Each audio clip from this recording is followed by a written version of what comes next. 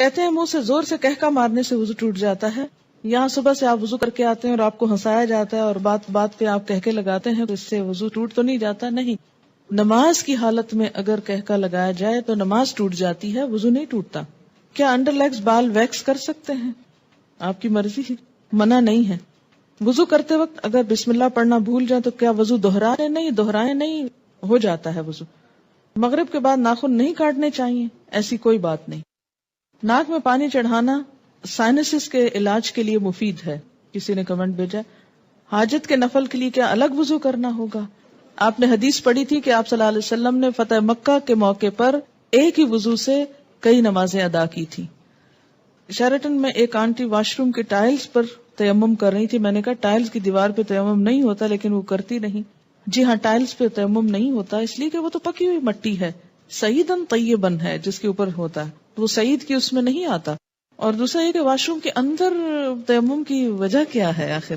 کیا صرف تھک جرابوں پر مسح ہوتا ہے؟ آج کل تھن ساکس پر مسح نہیں کیا جاتا. بات یہ ہے کہ جب جراب کا لفظ آیا تو تھن تھک کی بات نہیں کی گئی. بات یہ ہے کہ اس تکلیف سے بچانا مقصود ہے کہ آپ اسے بار بار اتاریں.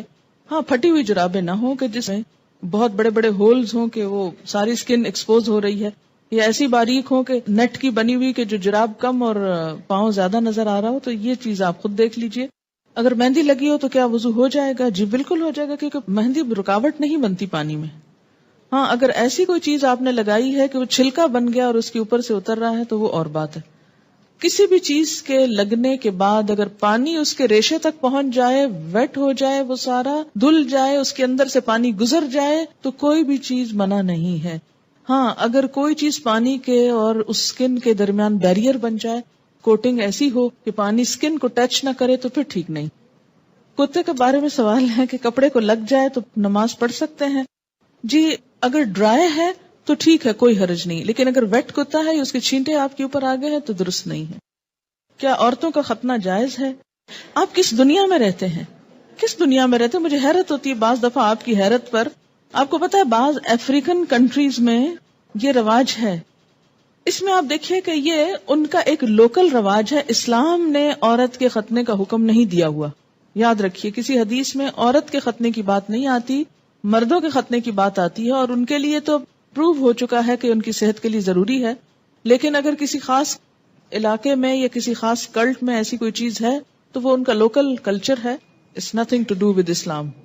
اور اس پہ بہت پروپیگنڈا بھی ہو رہا ہے. آپ کو پتا ہے میں نے خود کئی جگہ پر یہ پڑھا ہے کہ اسلام نے عورت پہ بڑے ظلم جو ڈھائے ہیں، ان میں سے ایک ظلم یہ بھی ہے کہ بعض علاقوں میں عورت کے ختنے ہوتے ہیں. یہ اسلام نے ظلم نہیں ڈھایا، یہ لوکل کلچر کی بات ہے. اور اگر کسی علاقے کا کلچر ایسا اور پھر انہوں نے اسلام قبول کر لیا اور کلچر بھی ساتھ ساتھ رکھا. اب مثلاً آپ کسی دن یہ پروپیگنڈا شروع کر دیں کہ جو کانچ کی چوڑیاں ہوتی ہیں اگر ٹوٹ جائیں تو عورت بیچاری کا وہ خون نکال دیتی ہیں اور یہ بڑا ظلم ہے، اس لیے ان کو بنانا بند کرنا چاہیے. تو اب یہ اسلام نے تھوڑی آپ کو کہا کہ آپ کانچ پہنے. آپ کا لوکل کلچر ہے، کسی اور ملک میں ایسا نہیں ہوتا، تو آپ کی مرضی، آپ پہنے نہ پہنے، پہنے تو احتیاط کریں، نہیں پہنے تو نہ پہنے. بہت ساری چیزیں ایسی ہیں کہ جس میں اسلام نے نہ کرنے کو کہا ہے اور نہ چھوڑنے کو کہا ہے. بہت سے لوگ کہتے ہیں کہ دیوار پر ہاتھ مار کر تیمم ہو جاتا ہے اگر اس پر مٹی ہو. کے قرآن پاک کی آیت کیا ہے؟ سعیدن طیبن.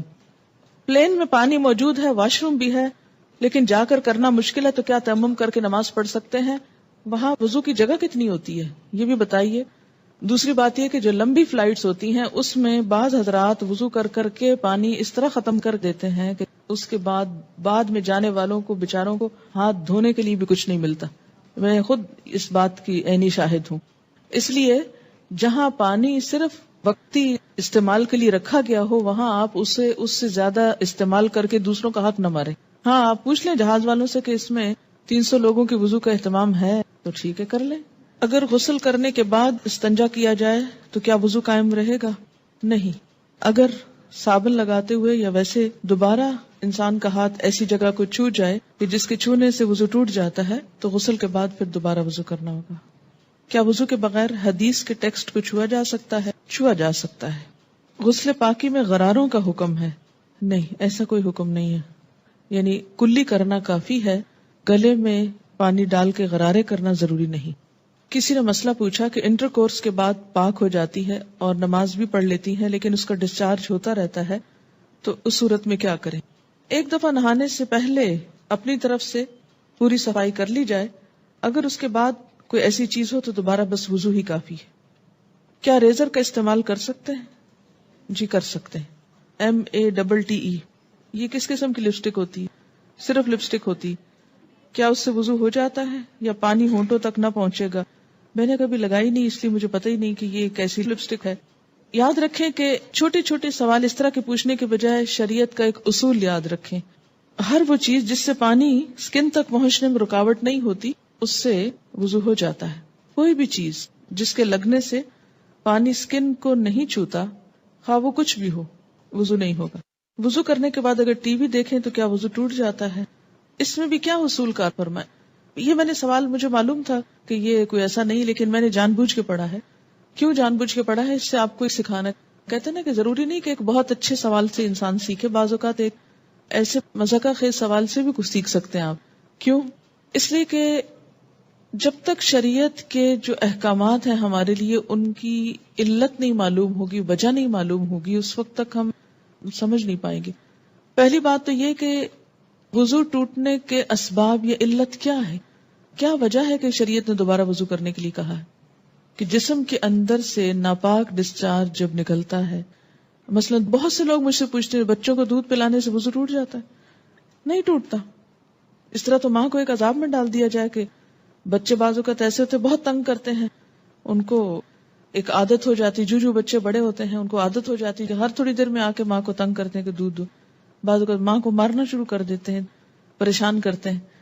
اب ماں صرف اس لیے مار کھاتی رہے کہ میرا وضو ہے، اور بعض اوقات یہ کہ 2 سنت پڑھی آپ نے اور فرض پڑھنے کے درمیان میں بچے نے شور مچانا شروع کر دیا، بجائے اس کے کہ آپ فرض پڑھیں، آپ پہلے کیا کریں، اسے دودھ پلا لیں، اور آپ اس لیے نہ پلائیں کہ وہ میرا وضو نہیں رہے گا، تو بچہ شور مچا مچا کے سب کو جگا ڈالے۔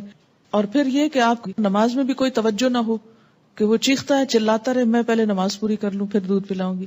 تو اسلام نے ایسے احکام نہیں دیے۔ اس میں کیا حکم ہے کہ آپ دودھ پلا سکتی ہیں۔ اسی طرح بعض اوقات زکام ہو جاتا ہے آپ کو، تو زکام سے وضو نہیں ٹوٹتا آپ کا، اگرچہ وہ ناک سے کوئی ناپاک ڈسچارج بھی نہیں، لیکن اس کو صاف بھی نہیں کہہ سکتے، طیب بھی نہیں آتا، ہاں، اس سے بھی وضو نہیں ٹوٹتا۔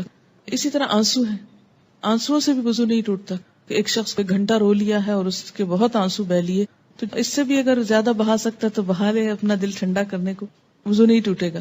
ٹھیک ہے، تو عربی میں ایک اصطلاح استعمال ہوتی ہے، اگر وہ یاد رہے آپ کو تو بہت آسانی ہو جائے گی، کہ سبیلین سے جو کچھ نکلتا ہے اس سے وضو ٹوٹتا ہے۔ سبیلین 2 راستوں کو کہتے ہیں، یعنی ناپاک ڈسچارج کے 2 راستے جو ہیں، سبیل کہتے ہیں نا راستے کو، تو سبیلین دونوں راستوں سے، اور اس سے مراد یعنی یہ ایک ٹرم استعمال کی جاتی ہے بجائے ان دونوں جگہوں کے نام لینے کے۔ گفتگو میں جو الفاظ انسان استعمال کرتا ہے اس سے انسان کی شخصیت کی عکاسی ہوتی ہے کہ اس کا مزاج کیسا ہے۔ جن کا مزاج گندا ہو وہ گندی باتیں کرنے اور گندے الفاظ بولنے کو انجوائے کرتے ہیں، لیکن ایمان، گندگی اور ناپاکی اور یہ تمام چیزیں جو ہیں یہ ایک دوسرے کی ضد ہیں، یہ انسان کی ضروریات میں سے تو ہیں، اسی لیے انسان کیا کہتا ہے، اپنی ضرورت سے فارغ ہونا۔ ایک بہترین لفظ ہے جو مطلب بھی پورا کرتا ہے اور ان الفاظ میں بھی کوئی قباحت نہیں ہے، کوئی شناعت نہیں ہے۔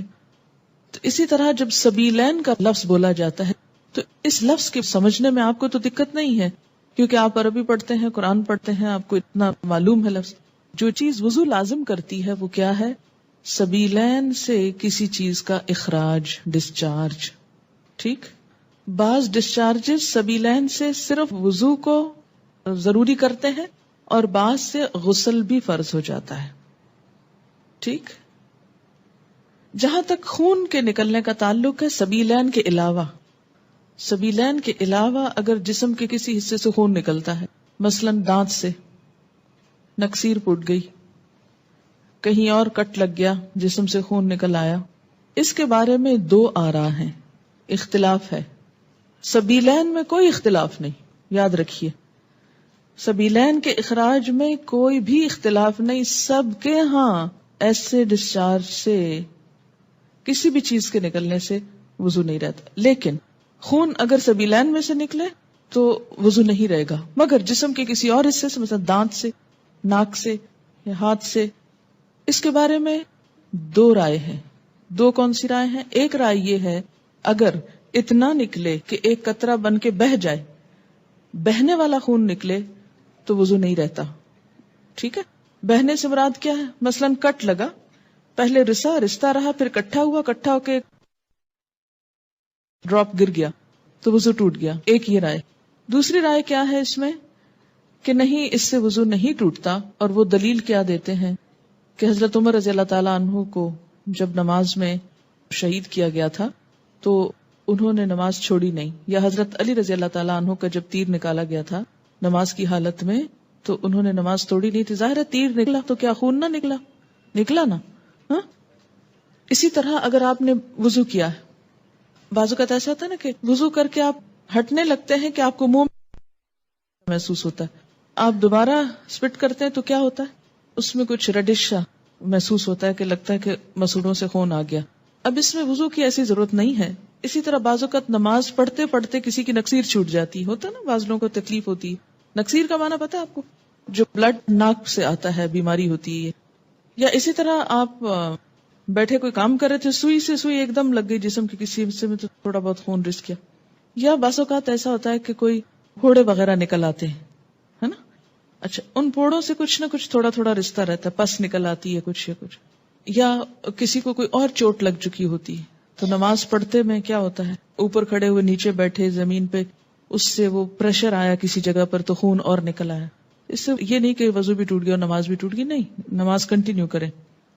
تو تھوڑا بہت اس طرح کا اگر بلیڈنگ وغیرہ ہوتی ہے تو اس کو اگنور کیا جا سکتا ہے. اسی طرح آپ وضو کر کے کھڑے ہیں، ناک سے زکام آ رہا ہے کوئی فرق نہیں پڑتا، رو رہے ہیں آپ، رو رہے ہیں کوئی بات نہیں. یا منہ سے رال ٹپک گئی، بعض لوگوں کو بیماری ہو سکتی ہے منہ سے رال ٹپکنے کی، سوتے میں تو ٹپکے گی تو وہ تو پھر ویسے ہی وضو نہیں رہے گا. لیکن بعض اوقات ایسا ہوتا ہے نا کہ بعض لوگ جیسے کمزور ذہن کے ہوتے ہیں یا مریض ہوتے ہیں، یا اسی طرح تھوک دیا آپ نے، تھوک ہے یا تھوک میں بلغم وغیرہ ہے تو اس سے وضو نہیں ٹوٹتا. سمجھ گئے یہ بات؟